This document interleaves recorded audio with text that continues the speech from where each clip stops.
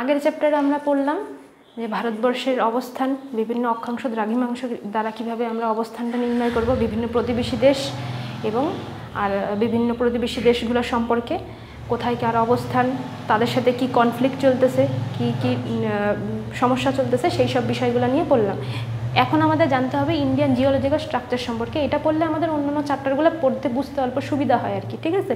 তো Indian geological structure পড়ার আগেও আমাদের একটা জিনিস জানতে হবে, সেটা হলো জিওলজিক্যাল টাইম পিরিয়ড। কারণ পৃথিবী সৃষ্টির পরবর্তী সময় থেকে এই টাইমটা এখন পর্যন্ত টাইমটা অনেকটা সময়, একদম মিলিয়ন 100 মিলিয়ন 1000 মিলিয়ন একটা ইয়ারের পার্ট চলে গেছে, অনেকটা পার্ট, একটা বড় পার্ট, ঠিক আছে।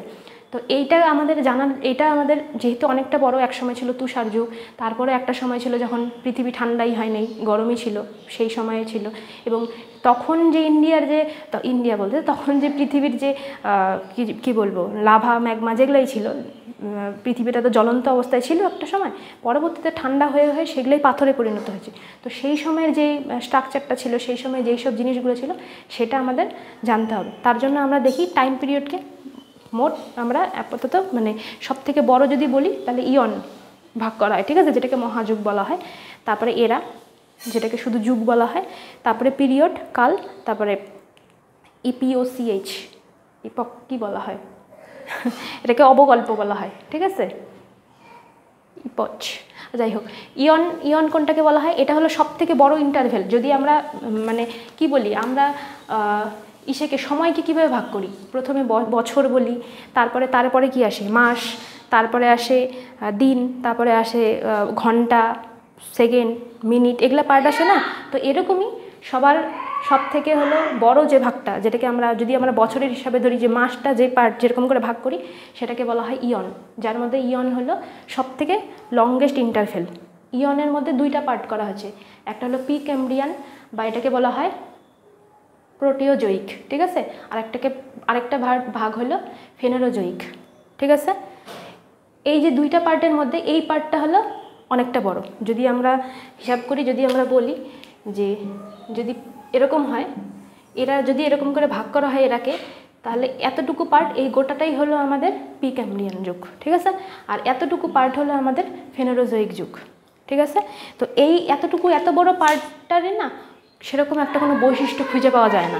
কারণ আমরা জানি যে আমাদের সব কিছু উদ্ধার করা এখনও সম্ভব হয় নাই আমাদের পক্ষে, তাই না। তাহলে কি বললাম, যে এই শুরুর অনেকটা পার্টের আমাদের কিন্তু কোনো সেরকম একটা বৈশিষ্ট্য খুঁজে পাওয়া যায় না, ঠিক আছে। আর একটা ছোট্ট পার্ট, সেটাকেই কিন্তু আমরা ফেনোরোজোয়িক যুগ বলে থাকি, ঠিক আছে। এরপর যদি সেটাকে যদি আবার ভাগ করা হয়, তাহলে সেটাকে হলো এরা বলা হয়, ঠিক আছে। এরা কি, এটা হলো very significant events in earth history are use to determine boundary. মানে একটা নির্দিষ্ট একটা পার্ট করে এই পার্টটাকে যদি আমরা ভাঙাই, তাহলে আমরা এই এরা যুগ করে ভাগ করি, ঠিক আছে, বিভিন্ন যুগে ভাগ করি। আমি একটা চার্ট লিখাই দেবো, সেই চার্টটা দেখলে বোঝা যাবে, ঠিক আছে। এই সময় খুব ছোটোখাটো কয়েকটা সিগনিফিকেন্ট মেন ইভেন্ট হয়েছে, যেগুলো আমাদের পড়তে হবে। এরপর আমরা চলে আসি পিরিয়ড কি, নট মোর দ্যান 100 মিলিয়ন ইয়ার, এগোর বেশি না এটা ডিউরেশনটা, ঠিক আছে। আর ইপক, এটার কি স্মলের division of geologic time scale, মানে সব থেকে ছোটো যদি কোনো ভাগ থাকে তাহলে এই ইপক, ঠিক আছে, যেটার মানে ভাগ। তবুও ভাগ কিন্তু মোটামুটি 500-600 মিলিয়ন ইয়ারের ভাগ এক একটা, ঠিক আছে। তো আমরা একটা চার্টের মাধ্যমে এটা একটু দেখব। আচ্ছা, এবার আমরা আসি যে পার্টটা বললাম যে একটা চার্টের মাধ্যমে দেখব। তো প্রথমে এরাতে আছে অ্যাজোয়িক, ঠিক আছে। এইখানে এটাকে দুই ভাগে ভাগ করা যায়, একটা হলো প্রি-ক্যাম্ব্রিয়ান, একটা হলো আর্কিয়ান, ঠিক আছে। এই সময় কি হয়, এটা প্রায় 2000 মিলিয়ন বছর আগে, যখন কিনা আমাদের প্লেট সবগুলো একসাথে ছিল। আমরা জানি না প্যানজিয়া প্যান্থালাসের কথা, প্যানজিয়া কোনটা, যখন সমস্ত আমাদের ভূভাগটা একত্রিত ছিল, এটাকে প্যানজিয়া বলা হয়, এবং সমস্ত মহাসাগরগুলো একসাথে ছিল, যাকে প্যান্থালাসা বলা হয়। পরবর্তীতে বিভিন্ন কারণে সেগুলো ভাগ হয়ে গেছে এবং আমাদের বিভিন্ন মহাদেশগুলোর সৃষ্টি হয়েছে, তাই না। তো সেই যে একসাথে ছিল, সেটা কিন্তু এই প্রি-ক্যাম্ব্রিয়ানের সময় এগুলো সবগুলো কিন্তু একসাথে ছিল। তো যখন যদি বলা হয় প্যানজিয়ার সময়টা কখন, তাহলে কিন্তু প্রি-ক্যাম্ব্রিয়ান লিখতে হবে, ঠিক আছে। পরবর্তীতে এই সময় কিন্তু কোনো প্রাণী, কোনো উদ্ভিদ কোনো কিছুর ইসে কিন্তু পাওয়া যায়নি, অস্তিত্ব কিন্তু পাওয়া যায়নি। ঠিক আছে, এবার আমরা চলে আসি যে হলো ক্যাম্ব্রিয়ান। প্যালায়োজয়িক এটা হলো প্রাইমারি, ঠিক আছে, পিরিয়ডটা হলো প্রাইমারি। ক্যাম্ব্রিয়ান এটা হলো এই সময়, এটা প্রায় 600 মিলিয়ন বছর আগেকার কথা, 600 মিলিয়ন। ঠিক আছে, এখানে হলো এই সময় সরীসৃপ প্রজাতির প্রাণীর একটা বংশবৃদ্ধি হতে শুরু করে। ঠিক আছে, প্রথম মাছও কিন্তু সেই সময়কারই। ঠিক আছে, এছাড়াও যে প্যানজিয়া আমরা তখন দেখলাম, প্যানজিয়া সেটা কিন্তু এখন বিভক্ত হতে শুরু করে ধীরে ধীরে এই সময়টায়। ঠিক আছে, যদি এক্স্যাক্ট সেটা বলে তাহলে আমরা বলবো কার্বনিফেরাস যুগে। ঠিক আছে, বোঝা গেল। আচ্ছা, প্যানজিয়া ভাগার পর প্রথমে যে দুইটা ভাগ হয়েছিল তার মধ্যে যে নর্থ পার্টটা সেটাকে বলা হয় লরেশিয়া, এবং যেটা সাউথ পার্ট সেটাকে বলা হয় গন্ডোয়ানাল্যান্ড। এটা জানা আছে তো? না জানা থাকলে জানলো। ঠিক আছে, তারপরে মেসোজয়িক, এটা সেকেন্ডারি পিরিয়ডে, এটাকে আবার তিনটা ভাগে ভাগ করা যায়। একটা হলো ট্রিসাইক, একটা হলো জুরাসিক, একটা হলো ক্রিটেসিয়াস। এটা কি 225 মিলিয়ন ইয়ার আগের কাহিনী। ঠিক আছে, প্রথম ডাইনোসর কিন্তু এই যুগেই আছে, এই যুগেই প্রথম ডাইনোসর পাওয়া যায়। ঠিক আছে, প্রথম পাখি যদি বলে, পাখিও তাহলে এই যুগে পাওয়া যায়। এবং এই যে আমরা দেখলাম গন্ডোয়ানাল্যান্ড সাউথ পার্টটা ছিল, এই গন্ডোয়ানাল্যান্ডও কিন্তু এই সময়, এই জুরাসিক সময়ে কিন্তু, জুরাসিক যুগে কিন্তু এই গন্ডোয়ানাল্যান্ডও আস্তে আস্তে ভাগ হতে শুরু করে। প্রথমে কি ছিল এই সময়, প্রিক্যাম্ব্রিয়ান যুগে প্যানজিয়া ছিল, তাই তো? প্যানজিয়া পরে ভাগ হইতে শুরু করে কখন? কার্বনিফেরাস যুগে। তার পরবর্তীতে গন্ডোয়ানাল্যান্ডটাও আবার ভাগ হইতে শুরু করে, সেটা কখন? জুরাসিক এজে। ঠিক আছে, পরীক্ষায় কিন্তু এখন মেন্স লেভেলে কিন্তু এই প্রশ্নগুলো আসে, কখন কি কি ভাগ হইতে শুরু করে, বিভিন্ন যুগগুলোর নাম দিয়ে দেয়, সেই যুগগুলোর নাম থেকে অপশনে দিয়ে দেয়, সেই যুগগুলোর নাম কিন্তু টিক মার্ক দিতে হয়। ঠিক আছে, তাই এটা কিন্তু ইম্পর্টেন্ট, একবার দেখে নাও। তাহলে কি কি পার্ট পড়লাম? অ্যাজোয়িক, প্যালায়োজয়িক, মেসোজয়িক। এখন আমরা আরও দুইটা পার্ট পড়বো, একটা হলো সেনোজয়িক আর একটা হলো নিওজয়িক। ঠিক আছে, সেনোজয়িকের পিরিয়ডটা কি? টার্সিয়ারি, আর ওর হলো কোয়াটার্নারি। ওর ভাগগুলো কী কী? ইওসিন, ওলিওজেসিন, মিওসিন আর পিলিওসিন। এটা হলো প্রায় 70 মিলিয়ন ইয়ার আগো। ঠিক আছে, এই সময় কিন্তু হিউম্যানের, যদি আমরা শুরু করি আর কি, যে হিউম্যান কখন তৈরি হয়েছিল সেটা কিন্তু এই সময়। ঠিক আছে, আর এটা হলো ম্যামালস ডাইভার্সিফাই এই সময়। ঠিক আছে, স্তন্যপ্রায়ী প্রাণীর কিন্তু এই সময়ই, স্তন্যপায়ী প্রাণীদের কিন্তু এই সময়ই বিস্তৃতি লাভ, বংশবিস্তার লাভ করে। ঠিক আছে, নিওজয়িক এটার কি? দুইটা ভাগ, একটা হলো পেলিওস্টোনসিন, একটা হলো হোলোসিন। ঠিক আছে, এটা হলো প্রায় 1 মিলিয়ন ইয়ার আগো, আর এটা হলো এখন থেকে কিন্তু, এটার থেকে কিন্তু মডার্ন এজ চলছে। ঠিক আছে, এই পার্টটার থেকে।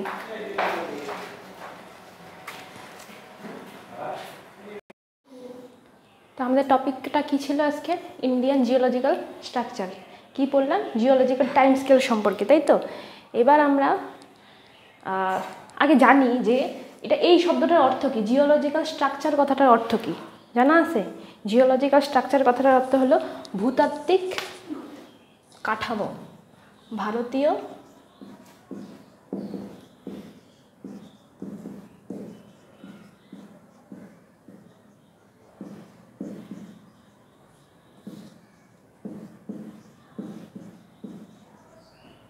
ইন্ডিয়ান জিওলজিক্যাল স্ট্রাকচার কথাটার অর্থ ভারতীয় ভূতাত্ত্বিক কাঠামো।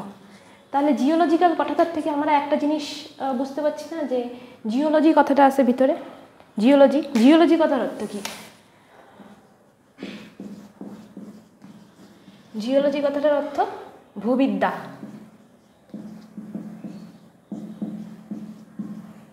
তাহলে জিওলজি বলতে আমরা কি বুঝি?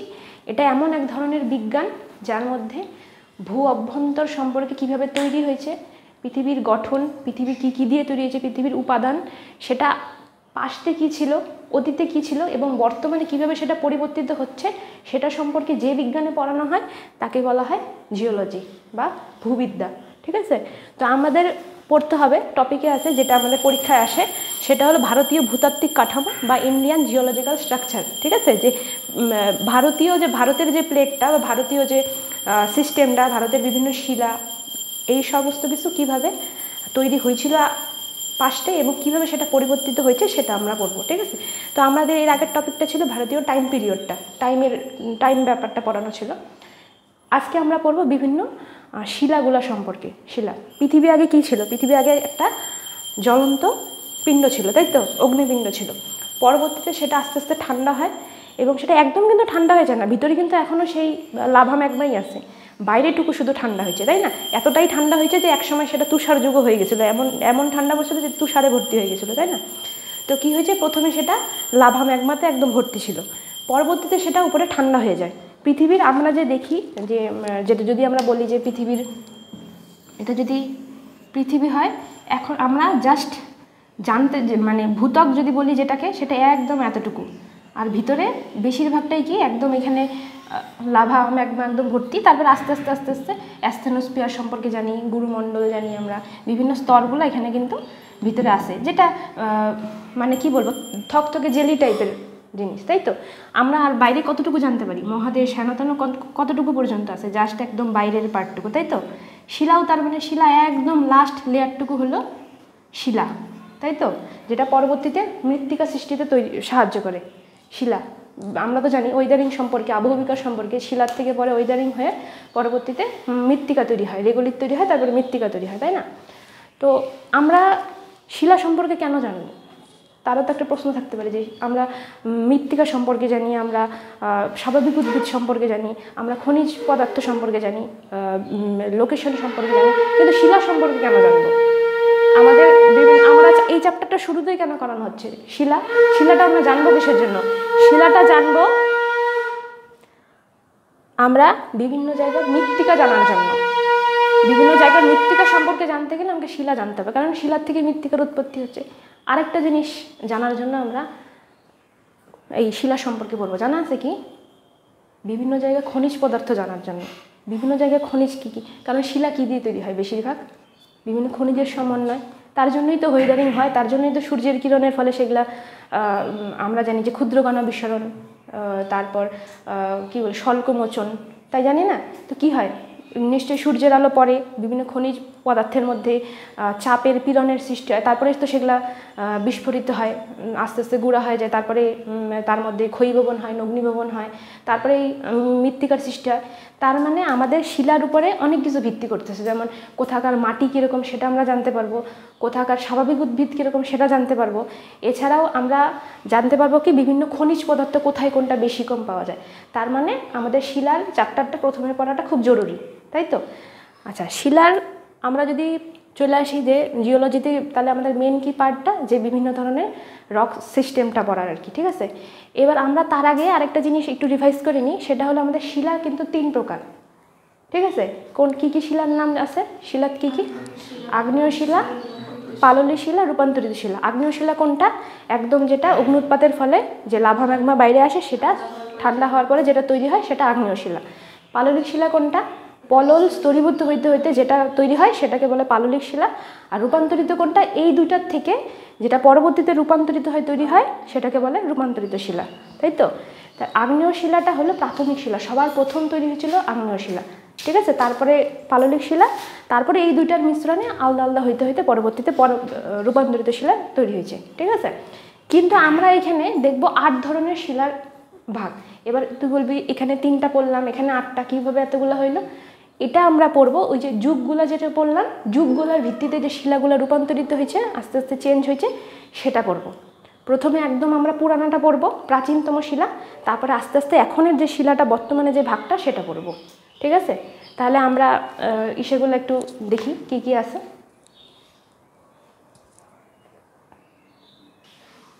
তাহলে আমরা কি দেখতে পাচ্ছি যে ইন্ডিয়ান রক্সকে সময়ের হিসাবে 8 ভাগে ভাগ করা যায়, তাই তো? একটা হলো Archaean, rocks of Archaean system, Archaean যুগ পড়ছি আমরা। আচ্ছা, এখানে আছে রক্স অফ ধারওয়ার সিস্টেম। ধারওয়ার বলে তো আমরা কোনো যুগের নাম পড়িনি, এটা একটা জায়গার নাম অনুসারে, কর্ণাটকের ধারওয়ার বলে একটা ডিস্ট্রিক্ট আছে, সেটার নাম অনুসারে, ঠিক আছে? রক্স অফ কুডাপ্পা সিস্টেম, এটাও একটা জায়গার নাম অনুসারে, ঠিক আছে? আমি পড়বো যখন বলবো পরে, তখন লিখে দেবনি।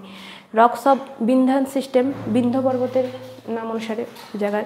Rocks of Gondwana system, Gondwana সম্পর্কে আমরা পড়ছিলাম। ডেকান ট্র্যাক্ট নামটা আমরা শোনা। Tertiary, rocks of tertiary system, rocks of quaternary system, এই সম্পর্কে আমরা পড়ছি। আচ্ছা, এগুলোর মধ্যে এটা হলো সবথেকে প্রাচীনতম, আর এটা হলো সবথেকে নবীনতম, মানে নতুন পরিবর্তিত শিলা, ঠিক আছে? এটার থেকে এটা আসছে, এটার থেকে এটা, মানে কিছুটা সেডিমেন্টেশন বলতে পারি, মানে কিছুটা ক্ষয়ীভূত হয়ে, কিছুটা নতুন অ্যাড কিছু হয়ে এগুলা পরিবর্তিত হতে হতে একটার পর একটা তৈরি হয়েছে, ঠিক আছে। আর যদি আমি বলি এটা না দক্ষিণ ভারতে, মানে দক্ষিণ ভারতে দেখা যায়, মানে দক্ষিণ ভারত থেকে শুরু করে যত দূরে আমরা এদিকে নামবো তত দেখবো কি একদম হিমালয় পর্বতের ওই সাইড চলে গেছে আর কি, মানে দক্ষিণ ভারত থেকে তৈরি হয়ে আমরা উত্তর ভারতের দিকে যাব, ঠিক আছে, এতটুকুর মধ্যে।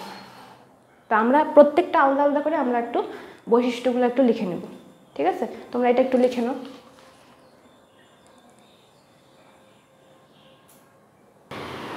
আচ্ছা, প্রথমে আমরা যদি আর্কিয়ান সিস্টেমের রকসগুলো সম্পর্কে একটু জানি, তাহলে আমরা যে প্রথমেই বললাম কি, প্রথমে পৃথিবীটা জ্বলন্ত অগ্নিপিণ্ড ছিল, তাই তো, সেইটাই ঠান্ডা হয়ে যেটা তৈরি হয় সেটা হলো আর্কিয়ান সিস্টেমের যে পাথরগুলো আর কি, শিলাগুলা, ফ্রম হট মোল্টেন আর্থ, গরম পৃথিবী ঠান্ডা হওয়ার পরে যেইটা তৈরি হয়েছিল শিলাগুলা, সেটা কিন্তু এটা, ঠিক আছে। সব থেকে ওল্ডেস্ট এবং প্রাথমিক শিলা এটাই, এটার থেকেই যা কিছু পরবর্তীতে যা সব শিলা তৈরি হয়েছে সব কিন্তু এটার থেকেই, ঠিক আছে। কোনো ফসিল পাওয়া যায় না, কারণটা কি, কারণ এই সময় সেরকম কোনো প্রাণী ছিল না, আর প্রাণী থাকার পরেও সেটা এতবার পরিবর্তিত হয়েছে, এত পরিবর্তিত হয়েছে যে সেখানে কোনো ফসিল থাকার কথাই না, তাই না। আর তাছাড়াও সেই টাইমে তো সেরকম একটা প্রাণী জীবজগৎ ছিলই না যে সেখানে ফসিল পাওয়া যাবে, তাই প্রথম দিকে 3-4টা যে পড়বো সেখানে ফসিল পাওয়া যায় না সেরকম একটা, ঠিক আছে। আর ফসিল সব থেকে বেশি কোন শিলায় পাওয়া যায়, যদি আমরা ওই শ্রেণী বিভাগের মধ্যে ধরি যে পাললিক শিলায় সব থেকে বেশি কিন্তু ফসিল পাওয়া যায়, এবং ওটা কিন্তু স্তরীভূত শিলা একটা, কোনো প্রাণী চাপা পড়ে তার উপরে আবার যখন সেডিমেন্টেশন হয়, জমা হয়, সেখান থেকে কিন্তু ফসিল পাওয়া যায় বা জীবাশ্ম পাওয়া যায়, ঠিক আছে। সেই জীবাশ্মই কিন্তু পরবর্তীতে কিন্তু আমাদের বিভিন্ন কি বলবো পেট্রোলিয়াম হেনতানো যে ওগুলো পাওয়া যায় সব কিছু কিন্তু ওই জীবাশ্ম পরবর্তীতে কিন্তু চেঞ্জ হয়ে, মানে সে প্রাণী জগৎ চাপা পড়েছিল সেটাই তো পরবর্তীতে চেঞ্জ হয়ে আমরা বিভিন্ন যে জিনিসগুলো ইউজ করি, তেল, পেট্রোল যত বিভিন্ন দ্রব্য, সেটা কিন্তু সেখান থেকে তৈরি হয়, ঠিক আছে। তারপরে যদি আমরা দেখি যে ইগনিয়াস রক অর্থাৎ আগ্নেয়শিলা পরবর্তীতে পরিবর্তিত হয়ে কি হয়, নিস আর হলো সিস্ট, এটারই উদাহরণ একটা, ঠিক আছে। এই আর্কিয়ান যুগের সিস্টেমের যে রকগুলো পাওয়া যায় সেখানে একটা উদাহরণ হলো নিস আর হলো সিস্ট পাথরগুলা, ঠিক আছে। বুন্দেলখণ্ড নিস হলো সব থেকে ওল্ডেস্ট যে শিলার যদি উদাহরণ চাই তাহলে বুন্দেলখণ্ডের নিস হলো সব থেকে পুরানা, ঠিক আছে। আর কোথায় কোথায় পাওয়া যায় আমি কি বলছিলাম, সব থেকে সাউথের দিকে এগুলো এই শিলাটা দেখা যায়, তাই তো। Karnataka, Tamil Nadu, Andhra Pradesh, Madhya Pradesh, Orissa, Chotanagpur plateau, south eastern part of Rajasthan, প্রায় বেশিরভাগই দেখতে পাচ্ছি না, বেশিরভাগই সাউথের দিকে, তো এই শিলাটা বেশিরভাগই সাউথের দিকে পাওয়া যায়, ঠিক আছে। এটা একটু লিখে নাও।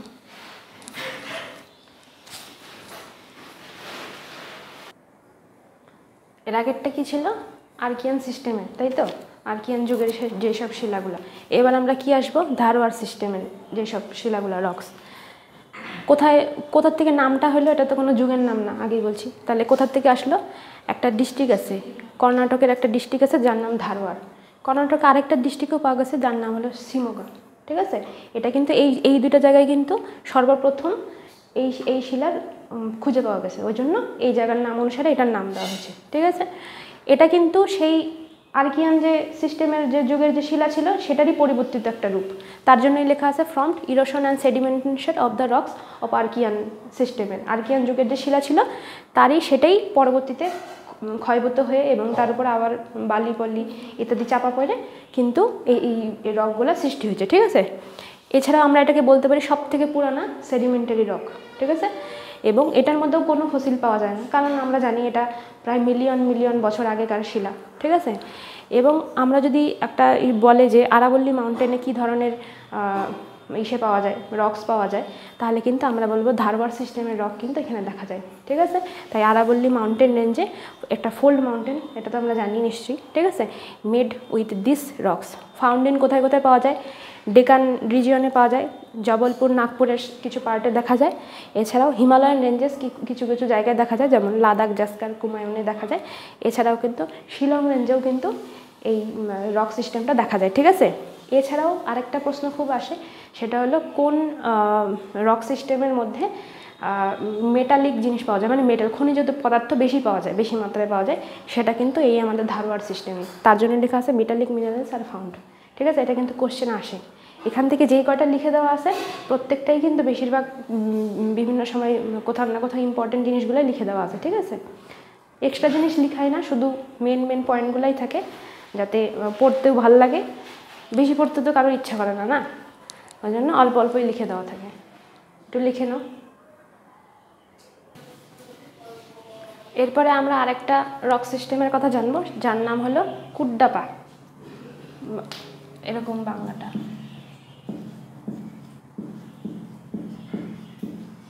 ঠিক আছে, এটা কোথাকার, এটাও তো কোনো যুগের নাম পড়ি নাই আমরা, তাহলে নিশ্চয়ই কোনো জায়গার নাম অনুসারে হয়েছে, তাই না। সব থেকে প্রথম পাওয়া গেছিলো অন্ধ্রপ্রদেশের কুড্ডাপা জেলা থেকে, ঠিক আছে, তার জন্য সেটার নাম অনুসারে এই রক সিস্টেমটার নাম দেওয়া হয়েছে। এছাড়াও আরেকটা জায়গায় পাওয়া গেছে, সেটা হলো রাজস্থানের বিভিন্ন জায়গাতেও এই রক সিস্টেমটা পাওয়া গেছে, এই রকের ভ্যারাইটিটা পাওয়া গেছে।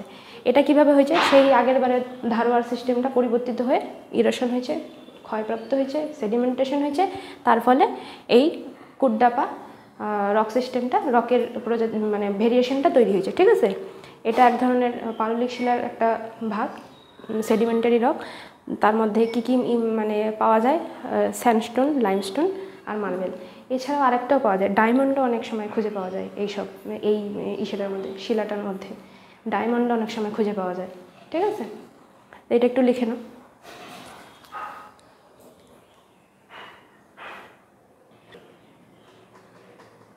এরপরে আমরা আসি বিন্ধ্যান সিস্টেম, বিন্ধ্য পর্বত, বিন্ধ্য সিস্টেমের যেটা, ঠিক আছে। ইংরেজিতে বলে উচ্চারণটা একটু অন্য হয়। কিভাবে, সেই আগেরটা যে পড়লাম, কি ছিল আগেরটা আমাদের, কুড্ডাপা রক সিস্টেমটাই, সেটাই পরবর্তীতে চেঞ্জ হয়ে এই আমাদের বিন্ধ্যান সিস্টেমের রক সিস্টেমটা তৈরি হয়েছে, ঠিক আছে। এটাও কিন্তু এক ধরনের সেডিমেন্টারি রক, ঠিক আছে।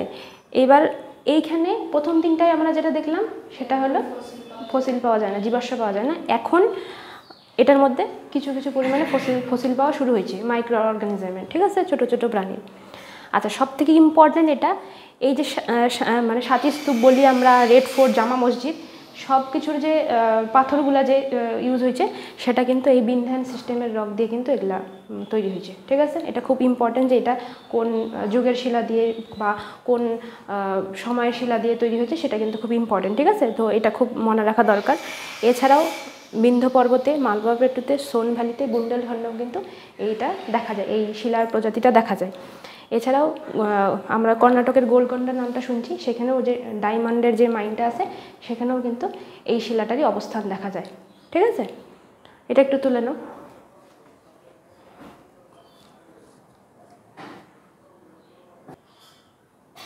আচ্ছা, এবার আমরা আসি গন্ডোয়ানা সিস্টেমের রক সম্পর্কে জানার জন্য, শিলা সম্পর্কে জানার জন্য। গন্ডোয়ানা কথাটা মনে হয় আমরা টাইম পিরিয়ডেও পাইছি, তাই না। কী হয়েছিল, আমাদের প্রথমে প্যানজিয়াটা দুটো ভাগে ভাগ হয়ে গেল।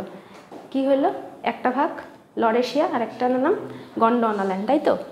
তারপর কি হলো, কার্বনিফেরাস যুগে এই দুটা ভাগ হয়ে গেল, তাই তো। পরে জুরাসিক পার্টি কি হয়, গন্ডোয়ানা ল্যান্ডটা আবার ভাগ হয়ে যায়, তাই তো। তার মানে সেই সময় আমরা কিন্তু একবার এই গন্ডোয়ানা সিস্টেমের রক, সেই মুহূর্তটাই কিন্তু ওই পার্টে পাওয়া যায়, ঠিক আছে।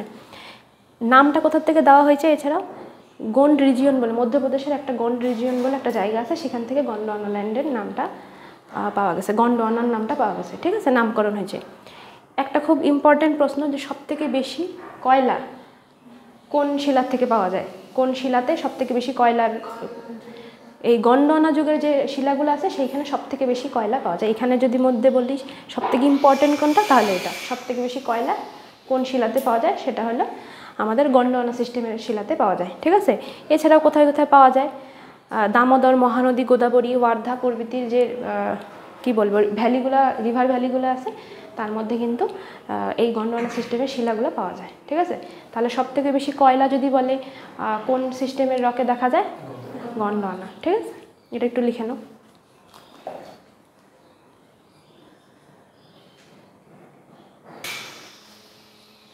ডেকান ট্র্যাপ নামটা আমরা শুনছি না আগে, সাউথের একটা পার্ট, বিশাল বড় পার্টকে ডেকান ট্র্যাপ বলা হয়, পেনিনসুলার ইন্ডিয়ার একটা বড় পার্ট, তাই না। তো এইটার টাইমটা কখন, এটা তৈরি হওয়ার টাইমটা কখন, ক্রিটেসিয়াস যুগের, মেসোজোইক ইরার ক্রিটেসিয়াস যুগ যেটা ছিল সেইখানে কিন্তু এই ডেকান ট্র্যাপটা তৈরি হয়েছে, ডেকান ট্র্যাপের যে শিলাগুলা পাওয়া যায়, ঠিক আছে। এটার এটার বৈশিষ্ট্য এতগুলো পরিবর্তিত হইতে হইতে হলো তো, কিন্তু এটার একটা চেঞ্জ যেটা, সেটা হলো এটা ভলকানিক ইরুপশন, অর্থাৎ অগ্নুৎপাতের ফলে এই শিলাটা তৈরি হয়েছে। ঠিক আছে, অগ্নুৎপাত হয়েছে, অগ্নুৎপাত হওয়ার ফলে এই ডেকান ট্র্যাপের শিলাগুলো তৈরি হয়েছে। ঠিক আছে, পাথর কী কী দেখা যায় এর মধ্যে? ব্যাসাল্ট আর ডলেরাইট, যেটাই কিনা পরে পরিবর্তিত হয়ে ওয়েদারিংয়ের ফলে পরিবর্তিত হয়ে কী হয়েছে, ওয়েদারিং কথার অর্থ আবহবিকার, আবহবিকারের ফলে কি হয়েছে, ব্ল্যাক সয়েলে তৈরি হয়েছে। ব্ল্যাক সয়েল কথাটার অর্থ কি? রেগুর মৃত্তিকা, নাম শুনছি না অনেক, রেগুর মৃত্তিকা বা কালো মৃত্তিকা বা কৃষ্ণ মৃত্তিকা, তাই না? অনেকগুলো নাম আছে।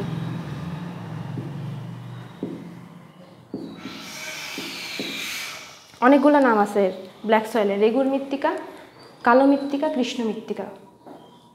আচ্ছা, একটা প্রশ্ন আমরা পাইছি না, এই ব্ল্যাক সয়েলে কি ভালো হয় সব থেকে? কার্পাস বা কটন চাষ, তাই না? সব থেকে বেশি, এটা কিন্তু আসে, বহুবার প্রশ্নে আসছে এটা। আচ্ছা, তাহলে কি হলো, ব্যাসাল্ট আর ডলেরাইট অগ্নুৎপাতের ফলে সেটা জমাট বাঁধলো এবং তার ফলে সেটার মধ্যে আবহবিকার হলো, ওয়েদারিং হলো, তারপর সেখান থেকে ব্ল্যাক সয়েলের উৎপত্তি হলো। ব্ল্যাক সয়েল যেখানে কিনা আমাদের কার্পাস চাষ সব থেকে ভালো হয়, তাই। ঠিক আছে, কোথায় কোথায় দেখা যায়? মহারাষ্ট্র, গুজরাট, মধ্যপ্রদেশ, তামিলনাড়ু। আচ্ছা, এখানে কিন্তু ফসিলও পাওয়া যায়। ঠিক আছে, কিছু কিছু ফসিল কিন্তু এখানেও পাওয়া যায়। ঠিক আছে, বোঝা গেল? এটা একটু লিখে নিন।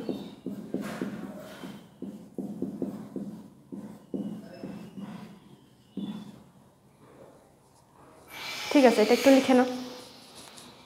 কোথায় কোথায় পাওয়া যায়? মহারাষ্ট্র, গুজরাট, মধ্যপ্রদেশ, তামিলনাড়ু। ঠিক আছে,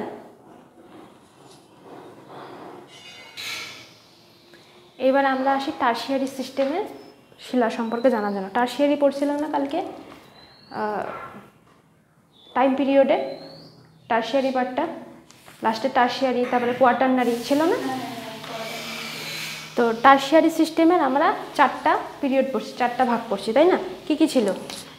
ইওসিন, প্লিওসিন, আরেকটা কি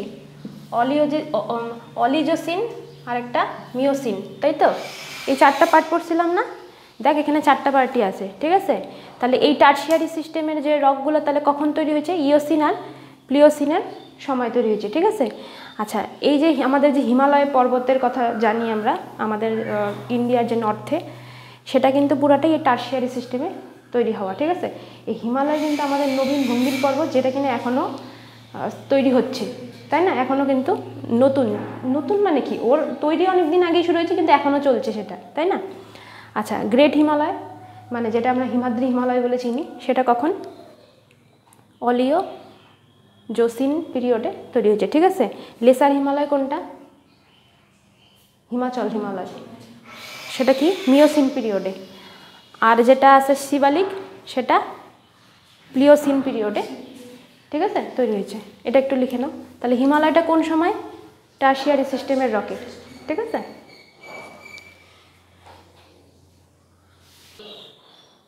আমাদের লাস্ট যে পার্টটা বাকি আছে সেটা হলো কোয়াটারনারি সিস্টেমের শিলাটা সম্পর্কে জানা। ঠিক আছে, কোয়াটারনারি আমরা কি পড়ছিলাম আগেরটার মধ্যে? যুগ, একদম লাস্ট যুগ, যেটা বর্তমান পর্যন্ত চলছে, তাই তো? তার মধ্যে 2টা ভাগ ছিল, একটা হলো প্লেইস্টোসিন আর একটা হলো হোলোসিন পিরিয়ড। 2টা পিরিয়ডের নাম আমরা পড়ছিলাম, তাই তো? কোথায় কোথায় পাওয়া যায় এই কোয়াটারনারি সিস্টেমের? এই যে সিন্ধু গঙ্গার যে ভাগগুলো, তীরগুলো আছে, সেখানে কিন্তু আশেপাশে সেখানে কিন্তু পাওয়া যায়। ঠিক আছে, এই রক সিস্টেমটা। আচ্ছা, যখন মানে শুরুর এই প্লেইস্টোসিন পিরিয়ডের যে প্রথম ভাগটা এবং যে মিডিল ভাগটা, সেই সময় কি হয়েছিল, ওল্ড অ্যালোভিয়াল সয়েল যেটা ছিল, সেটা যে পুরানা কি বলে, পুরানা যে মৃত্তিকা যে ছিল, পলিমৃত্তিকা, সেটাকে কি বলে? ভাঙ্গার। আমরা পড়ছি না ভাঙ্গার? তারপরে যখন এই যুগটা যখন শেষ হয়ে গেল, তখন নতুন অ্যালোভিয়াল সয়েল তৈরি হলো, যেটাকে আমরা কি বলি? খাদার। এই দুটো কিন্তু পরীক্ষায় আসে, তাই না? ভাঙার আর খাদার। তাহলে পুরানা অ্যালোভিয়াল সয়েলকে কি বলা হয়? ভাঙার। আর নতুন যেটা অ্যালোভিয়াল সয়েল আছে সেটাকে বলা হয় খাদার।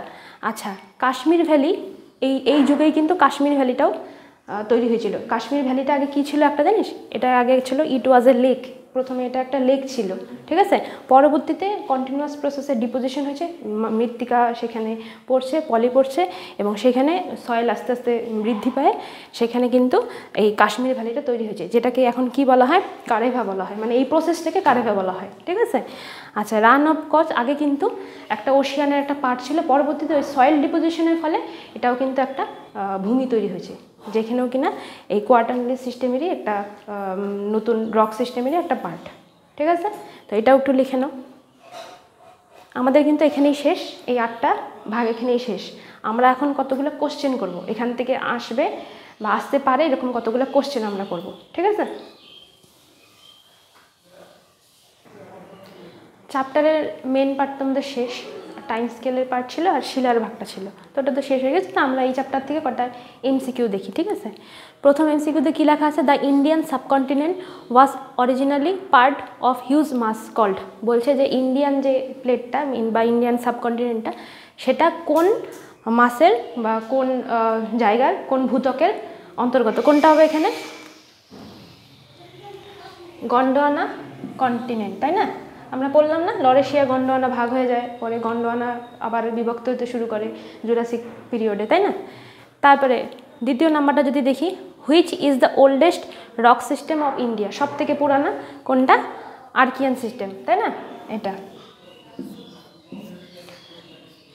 3 নম্বরে কি দেখি, which rock system is iron or found in India, কোনটার মধ্যে আয়রন পাওয়া যায়, এটার মধ্যে কোনটা হবে, ধারওয়ার, কেননা আমরা কি পড়ছিলাম ধারওয়ার পড়ার সময় যে অনেক মিনারেল পাওয়া যায় এটার মধ্যে, তাই না। তাহলে সাবকন্টিনেন্ট কোনটার পার্ট, গন্ডোয়ানা কন্টিনেন্টের। সবথেকে পুরানা রক সিস্টেম কোথায় পাওয়া যায়, আর্কিয়ান সিস্টেম। আর কোন রক সিস্টেমের মধ্যে আয়রন পাওয়া যায় সবথেকে বেশি, ধারওয়ার সিস্টেমে, ঠিক আছে। এটা একটু লিখে নাও।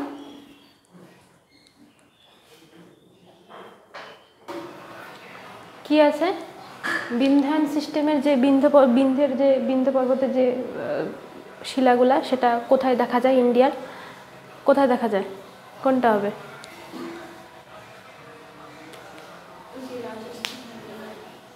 ইয়েস, চিত্তরগড় রাজস্থান থেকে সাসারাম বিহার, ঠিক আছে। তারপরে 2 নম্বরটা কি আছে, the most mineralised rock system of India, মাত্র করলাম না, কোনটা হবে,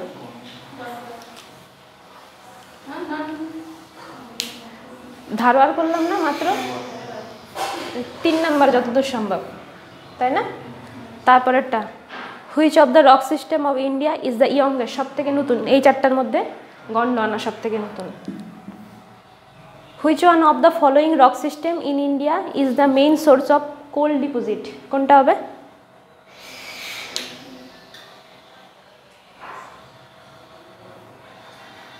এটাও গন্ডোয়ানা না, এটাও গন্ডোয়ানা।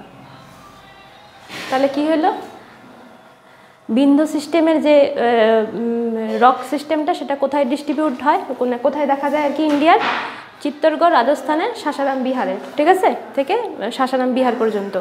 সব থেকে মিনারেলাইজড মানে সব থেকে মিনারেল কোনটার মধ্যে সব থেকে বেশি পাওয়া যায়, ধারওয়ার রক সিস্টেমে। কোনটা রক সিস্টেম সব থেকে ইয়ংগেস্ট, সেটা কিন্তু গন্ডোয়ানা। আর কোন রক সিস্টেমের মধ্যে সব থেকে কোল ডিপোজিট আছে, সেটাও কিন্তু গন্ডোয়ানা রক সিস্টেমে, ঠিক আছে। এটা একটু লিখে নাও।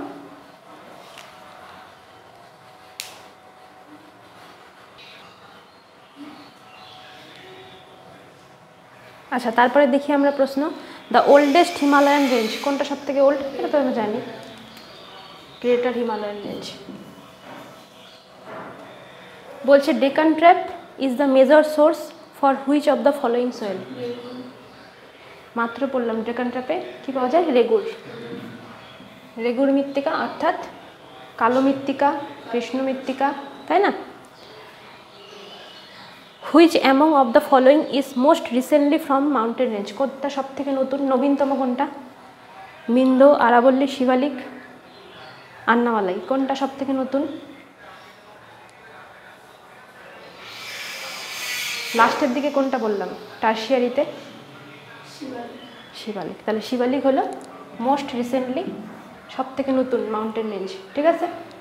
তারপরে from the geological view Madhya Pradesh is a part of, Madhya Pradesh কোনটার উদাহরণের মধ্যে মধ্যপ্রদেশ ছিল, মানে ফাউন্ড ইন কোথায় পাওয়া যেত, মধ্যপ্রদেশে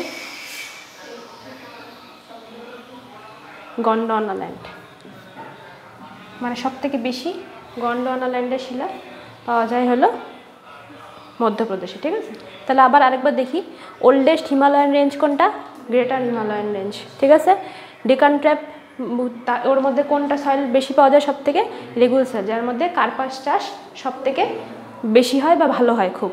বলছে which among of the following is most recently mountain range? এটা হলো শিবালিক। আর বলছে যে জিওলজিক্যাল ভিউয়ের দিক থেকে দেখতে গেলে মধ্যপ্রদেশ কোন রক সিস্টেমের মধ্যে পড়ে? গন্ডোয়ানা রক সিস্টেমের মধ্যে পড়ে। ঠিক আছে, এটা একটু লিখে নাও।